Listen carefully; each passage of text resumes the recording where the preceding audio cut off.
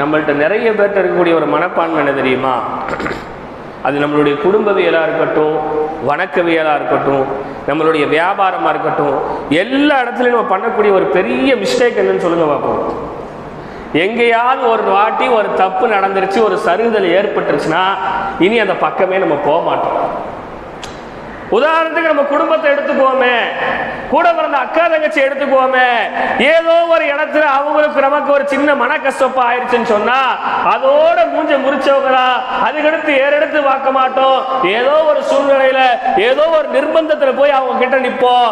அதுக்கப்புறம் பழமை போல நம்ம பேச்சு என்ன செஞ்சிருவோம், தொடங்கிடுவோம். வியாபாரத்துல பாருங்க, நல்ல வியாபாரம் போய்கிட்டு இருக்கும், ஏதோ ஒரு இடத்துல ஒரு சின்ன நஷ்டம் வந்துடும், ஏதோ ஒரு சின்ன இடத்துல கடை அடைப்போம், அடைச்சது அப்படியே போயிடுவோம். அதே மாதிரி நம்மளுடைய வணக்க வழிபாடுகள் இன்னைக்கு அப்படிதான் மாறி போச்சு. ஏதோ பாவம் செஞ்சிட்டோம் சொன்னா உடனே அந்த பாவத்திற்கு அல்லாஹ்